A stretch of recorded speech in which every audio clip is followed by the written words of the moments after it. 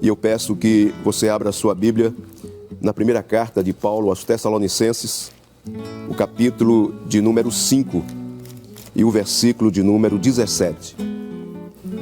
Primeiro aos Tessalonicenses, capítulo de número 5 e o versículo de número 17, que diz assim: orai sem cessar. É com base nessa expressão paulina que eu quero compartilhar uma palavra de Deus ao seu coração nessa manhã. O que significa orar sem cessar? Isso tem mais a ver com o hábito de orar do que com o ato propriamente dito de orar. Isso tem a ver em nós estarmos apresentando incessantemente diante de Deus todas as coisas, orando em todo o tempo, em todas as ocasiões.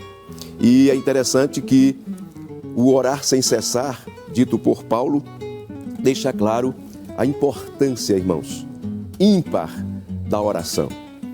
Orando nós podemos todas as coisas. Orando nós somos orientados por Deus. A oração é o meio de comunicação direta com Deus. É interessante que Deus fala com o crente através da palavra, através do louvor. Deus fala com o crente através de muitas coisas, mas só através da oração é que nós falamos com Deus. A oração é o meio pelo qual o crente fala com Deus, o crente dialoga com Deus. E eu queria basear algumas perguntas, nessa expressão paulina, e a gente vai respondendo e comentando durante esse tempo que temos para a reflexão. Primeiro, por que orar sem cessar? Nós devemos orar sem cessar porque a oração é a maior das armas espirituais. 1 Timóteo capítulo 4 e o versículo de número 5. Em 2 Coríntios 10 e 4, Paulo diz que as armas da nossa milícia, da nossa luta, da nossa guerra, não são carnais, mas poderosas em Deus para a destruição de fortalezas. Aqui tem 2 pontos e eu queria ressaltar nesse momento. Primeiro, Paulo deixa claro que as armas da nossa milícia não é somente uma, não é somente a oração. Ele usa aqui a pluralidade. Ele deixa claro que há mais de uma arma, há várias armas espirituais. E eu queria citar algumas dessas armas. Primeiro, a arma do louvor, Josué 6 e 9. 2 Reis capítulo 3, versículo 12 e 15. Uma passagem em que o profeta Eliseu livra 3 reis de uma situação difícil. E ele é chamado pelo rei de Israel e pelo rei Josafá para justamente socorrê-los naquela situação, naquela circunstância difícil. E você vai ver que Eliseu está muito atribulado com o rei de Israel. Eliseu está com o seu espírito totalmente perturbado. Ele chega a dizer: olha, se eu não respeitasse o rei Josafá, eu não olharia nem para a tua cara. Veja como estava o espírito, a alma de Eliseu. Mas Eliseu diz assim: traz aí um arpista. E trazem um arpista. E diz a Bíblia que quando o arpista começa a tocar, a mão de Deus vem sobre a vida de Eliseu. Ou seja, o louvor acalmou o espírito e a alma de Eliseu. E ele executou a vontade de Deus naquele momento. E Deus deu vitória àqueles reis através da ação, através da atitude do profeta Eliseu. Segunda arma, o jejum. Marcos capítulo 9 e o versículo 29. Você deve estar lembrado daquele pai do menino epilético que levou o seu filho aos discípulos e os discípulos oraram, colocaram as mãos e não puderam fazer absolutamente nada. Quando Jesus desce do monte, esse pai desesperado, acredito que já sem esperança, porque levou o filho para os apóstolos e os apóstolos não puderam solucionar aquele problema. Ele leva para Jesus e Jesus repreende aquele mal, aquele espírito que acometia aquela criança, e os discípulos perguntam ao Jesus: por que foi que nós não pudemos expulsar? E Jesus diz: é porque essa casta só sai com oração e com jejum. Aleluia. O jejum, irmãos, é um adicional para que você possa conquistar as suas vitórias. Terceira arma, irmãos, a palavra. Mateus 4, do 1 ao 10, Efésios capítulo 6, versículo 17. Eu citei 3 armas, e dessas armas que eu citei, a arma da oração, ela é a mais poderosa. Você nunca vai ver Paulo dizendo jejuai sem cessar. Você nunca vai ver Paulo dizendo louvai sem cessar, nem falai a palavra sem cessar. Mas ele diz orai sem cessar. Aleluia. O crente não pode, irmãos, abrir mão em hipótese alguma da arma poderosa da oração. O segundo ponto, em 2 Coríntios 10 e 4, irmãos, é que ele diz que essas armas espirituais são poderosas em Deus para a destruição de fortalezas. Fortalezas aqui são resistências que são levantadas, e no sentido, no contexto que Paulo está falando aqui, é espiritual. Então são fortalezas levantadas dentro de um lar, às vezes na sala de uma casa, no quarto, na cozinha. Existem lugares da casa em que se tornam vulneráveis e há pessoas que dão legalidades ao diabo, e o diabo coloca ali o seu QI, o seu quartel-general, o seu QG, e estabelece as suas normas, estabelece as suas leis. Mas Paulo está dizendo aqui que a arma da oração, aleluia, pode desfazer essas fortalezas dentro do seu lar. Eu não sei que fortaleza está combatendo contra você. Às vezes um filho desobediente, um filho que está obstinado, sem querer obedecer, sem querer levar aquilo que você está orientando a fazer.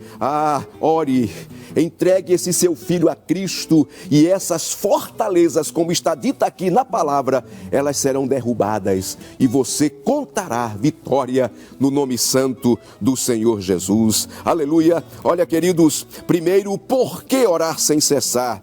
Segundo, por que ou pelo que devemos orar? É interessante que a Bíblia, ela tem o cuidado de nos ensinar a usar a arma poderosa da oração. Jesus deixou bem claro este cuidado no exercício do seu ministério terreno, porque ele sempre estava ensinando os discípulos a orar.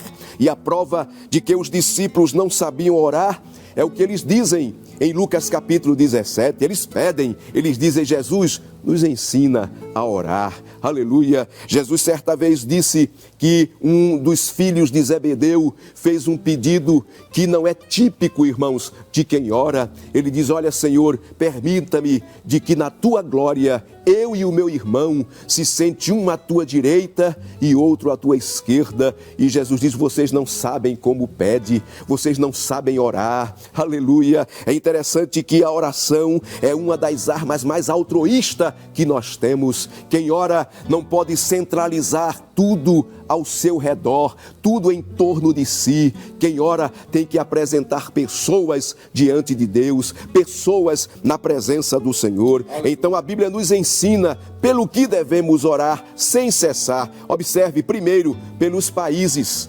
Salmo 2, verso 8. Segundo, pelas cidades. Jeremias 29, 7. Aleluia. Apresenta a tua cidade ao Senhor. Aleluia. Deus diz que quando a cidade tem paz, quem ora também tem paz. Aleluia. Louvado seja o nome de Jesus. Pela paz de Israel. Salmo 122, verso 6.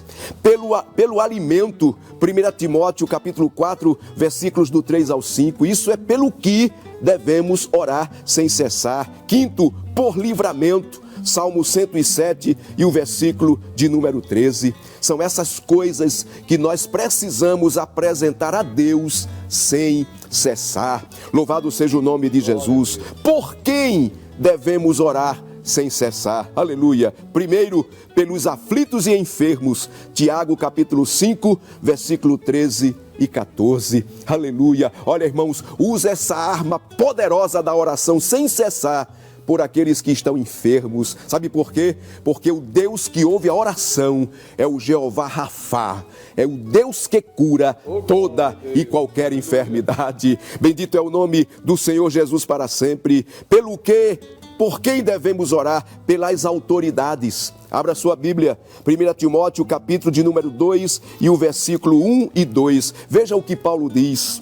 Admoesto-te, pois, antes de tudo, que se façam deprecações, orações, intercessões e ações de graças por todos os homens, pelos reis e por todos os que estão em eminência, para que tenhamos uma vida quieta e sossegada em toda piedade e honestidade. Olha, irmãos, se você quer viver, está aqui, dito pelo apóstolo, uma vida quieta e sossegada, olha, não adianta discutir política. Não adianta reclamar de político. Escute, a orientação bíblica é você orar por eles, é apresentá-los ao Senhor. E o Deus que constitui autoridades, Ele tem a maior autoridade sobre eles e pode estabelecer a sua vontade. Louvado seja o nome de Jesus para sempre. Por quem devemos orar? Preste atenção, nós devemos orar pelos outros. Tiago capítulo 5 e o versículo 16 está dito: orai uns pelos outros. E aqui tem uma tônica, irmãos, porque a Bíblia também nos orienta como orar uns pelos outros. Aleluia! O que é que eu devo pedir para o meu companheiro? O que é que eu devo pedir em oração para o outro? Preste atenção. Primeiro, aumento do amor. Filipenses 1:9. Às vezes a gente critica ou questiona o amor de um irmão, mas às vezes a gente não ora por ele, para que ele seja aperfeiçoado no amor. É isso que Paulo diz em Filipenses capítulo 1 e o versículo de número 9. Segundo, o que é que eu devo pedir pelos outros? Presta atenção, poder interior. Efésios capítulo 3, versículo 14 e 16. Paulo ora pelos irmãos em Efésios, para que eles sejam fortalecidos no homem interior. A oração tem esse poder. Eu não sei qual é a sua fraqueza esta manhã, eu não sei quais são os seus temores nessa manhã, mas tenha certeza que quando nós oramos uns pelos outros, nós oramos pedindo a Deus fortalecimento espiritual para a vida daqueles que precisam. Aleluia. Terceiro, irmãos, o que é que eu devo pedir para os outros? Santificação. 1 aos Tessalonicenses capítulo 5 e o versículo 23. Quarto, o que é que eu devo pedir pelos outros? Presta atenção, suprimento. 1 aos Tessalonicenses capítulo 3 e o versículo de número 10. Paulo diz que ora abundantemente pelos irmãos, para que Deus supra em tudo as suas necessidades. Eu estava observando esta palavra suprimento. Suprimento não é vitória.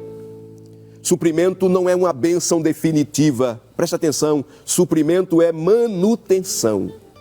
Suprimento é completar o que falta. Suprimento é dar às vezes, porque tem vezes que Deus não quer dar, e Ele é soberano, mas Ele está sempre suprindo, ainda que não dando o que eu quero, mas dando sempre aquilo que eu preciso. Louvado seja o nome do Senhor Jesus. Então, quando nós oramos pedindo suprimento pelo outro, presta atenção, nem sempre Deus vai estabelecer a vitória do outro, mas Deus vai estar cuidando. Deus vai estar cuidando das suas finanças. Deus vai estar cuidando da sua saúde.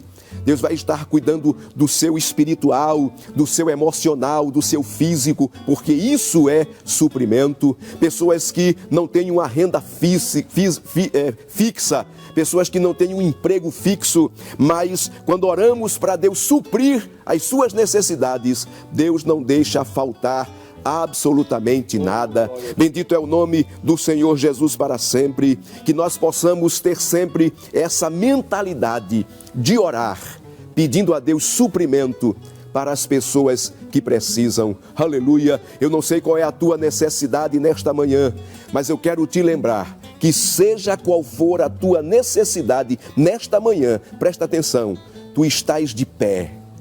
Tu deitaste para dormir ontem e te acordaste hoje. Sabe o que é isto? Isto é suprimento. Isso é Deus cuidando de você. Aleluia. Irmãos, Deus tem um prazer imenso de cuidar de nós. Ele tem um prazer tão grande de cuidar de nós que Ele ensinou a oração do Pai Nosso, a gente pedir o pão nosso de cada dia. Ele poderia ensinar a gente pedir o pão nosso do mês todo. Ele poderia ensinar a gente pedir o pão nosso do ano todo, mas sabe o que é que aconteceria, irmãos? Talvez ia ter pessoas que só fosse orar novamente para pedir o pão quando o mês terminasse. Talvez estivessem pessoas que só iam orar a Deus pedindo o pão quando o ano terminasse. Mas Deus quer ouvir a tua voz através da oração todo dia, aleluia. É por isso que Ele diz: o pão nosso de cada dia dá-nos hoje. É como se Ele dissesse: olhe, peça hoje que você vai ter, amanhã peça novamente, porque eu sou o mesmo para te dar, para manter, para cuidar de você. Louvado seja o nome de Jesus para sempre. Queridos, o suprimento é aquilo que Deus tem prazer de dar ao seu povo. E quando eu falo de suprimento, eu falo de coisas que Deus faz. Presta atenção. Suprir. Quando Deus supre deixando às vezes sobrar, e às vezes Ele supre só dando a continha certa. Aleluia. Ele supre deixando a gente comer o que quer, e Ele supre deixando a gente só comer o que a gente precisa. Ele fez isso com Elias. Há dois momentos na vida de Elias de crise que Deus permite que mesmo na crise Elias escolha o cardápio. Aleluia. Porque a Bíblia diz que o Senhor envia corvos para trazer para Elias pão e carne de manhã, pão e carne à tarde. Ou seja, Elias está comendo em plena crise o que ele quer comer. Quem é que não quer comer carne? Mas há um momento na vida de Elias que Deus não deixa ele comer o que quer, mas Deus deixa ele comer o que precisa.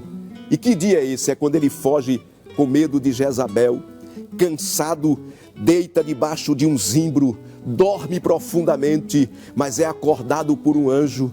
E quando o anjo acorda, o anjo diz assim: Elias, come e bebe, porque longa é a jornada. E quando ele olha ao longe, ele vê uma botija de água e um pão cozido sobre brasas. Mas cadê a carne? Nesse momento, Deus só deu a Elias o que Elias precisava. Aleluia! Eu, muitas vezes na minha vida, com os meus pais, eu comi muito pão sem manteiga, mas é melhor o pão sem manteiga do que a manteiga sem o pão. Aleluia! E isso é suprimento, isso é Deus cuidando do crente, às vezes dando o que a gente quer, mas nunca deixando de dar o que a gente precisa. Bendito é o nome do Senhor Jesus para sempre. Agora eu quero terminar. Como orar sem cessar? Isso aqui tem a ver com postura. Você precisa ter cuidado para você se manter correto diante dessa arma tão poderosa que é a oração. Como orar sem cessar? Primeiro, crendo. Mateus 21 e 22. Jesus disse: tudo o que pedirdes na oração, crendo, recebereis. Isso é promessa de Deus. Então não abra mão de orar com fé, de orar confiantemente ao Senhor Jesus. Como orar sem cessar? Escute, de joelhos. Daniel capítulo 6, versículo 10, Efésios capítulo 3, versículo 14. Como orar sem cessar? Presta atenção, levantando mãos santas, sem ira e sem contenda. 1 Timóteo 2 e 8. Ô irmãos, quando nós estamos nessa situação, quando nós estamos correspondendo com esses critérios que são estabelecidos pela palavra de Deus, presta atenção, você vai orar e o Senhor vai ouvir a sua oração. Você vai orar e vai acontecer o que aconteceu em Atos capítulo 4, versículo 31. Diz a palavra de Deus: tendo eles orado, moveu-se o lugar em que estavam reunidos e todos foram cheios do Espírito Santo e saíram com ousadia para pregar o Evangelho. Que Deus nos ajude e que nós possamos orar sem cessar, mas orar sem cessar da maneira correta. Que nós possamos, queridos, saber usar essa arma poderosa que é a arma da oração.